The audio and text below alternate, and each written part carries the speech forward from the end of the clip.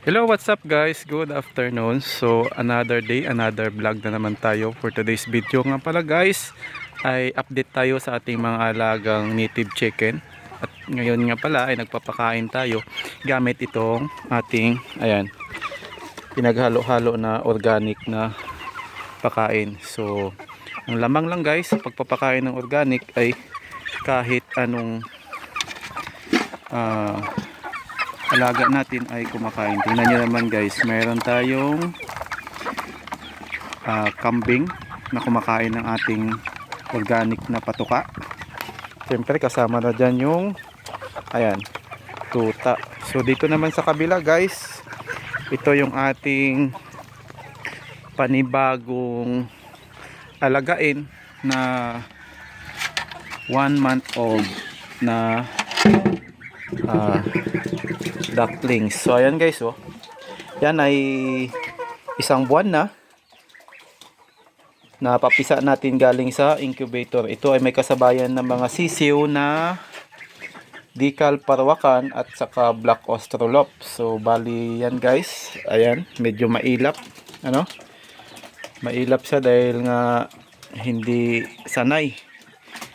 Dahil tayo naman ay pag napisa pakainin lang natin, so hindi natin naasikaso gawa nga ng mayroon tayong trabaho sa araw. So bali ito guys ay panimula para sa ating mga panibagong aalagain. So dito naman tayo sa kabila guys, ito yung sinasabi ko sa inyo na kasabayan ng napisa doon sa ating incubator.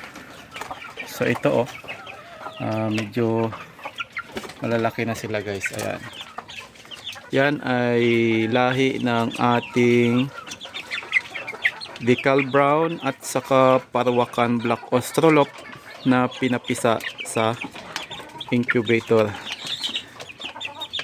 So bali magto 2 months old na. Pinatuka na natin ng organic. So bali ito ay pinapatuka natin ng bibistag pag mga di old pa lang to 1 month old, dahil nga mahina pa yung kanilang panunaw at saka hindi pa nila kayang kumain ng malalaking granules. So dito naman sa kabila guys, sa ating kulungan ay mayroon tayo ditong mga materialis na parawakan. So ito, yan.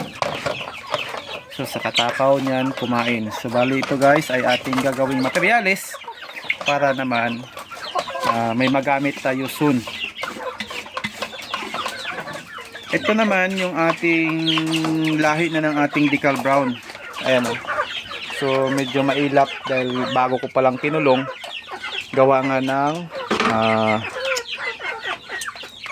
naka-pre-rinse lang. Saka ayan o. Sunod ng sunod yung ating mga alaga. So dito naman sa kabila guys ay mayroon pa rin tayo ditong pasisiw. Ayan. Ayan oh.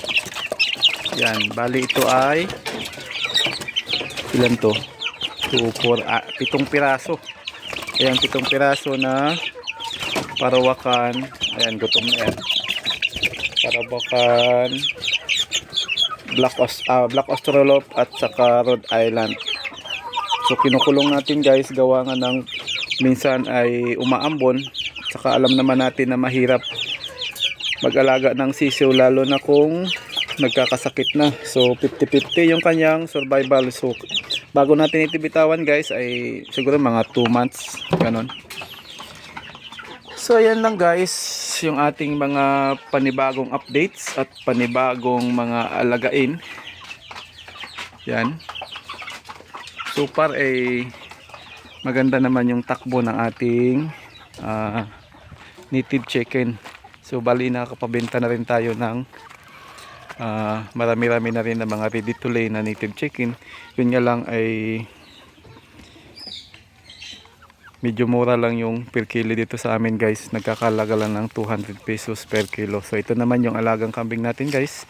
Ayan. Pinutulan na natin ng sanga ng langka, gawa nga ng patay na yung mga damo dahil nga sa sobrang init. So ayan yung kanilang patubig. Ayan guys, oh. Pinapalitan na natin pag tanghali dahil nga may init. So dito naman sa kabila guys ay mayroon tayong bagong papisa din. Ayan, week old pa lang. Ayan, yung kanilang nanay ay parawakan. Ito yung pinaka nanay dito guys. Ayan, kung mapapansin nyo, dalawa yung kanyang tahid. Ayan, oh. Maano ito, masyadong harsh yan guys. Pag mayroong mga pag mga bagong pisa, may bagong pisa at saka sisiw, masyadong harsh sa mga kapwa niya manok. So yun lamang guys. So far sa mga hindi pa pala nakapag-subscribe ng ating YouTube channel, huwag niyo kalimutang i-like, i-share, at syempre pindutin yung subscribe button para naman updated kayo lagi pag may mga bago tayo mga videos. So yun lamang guys. Have a good day and God bless always.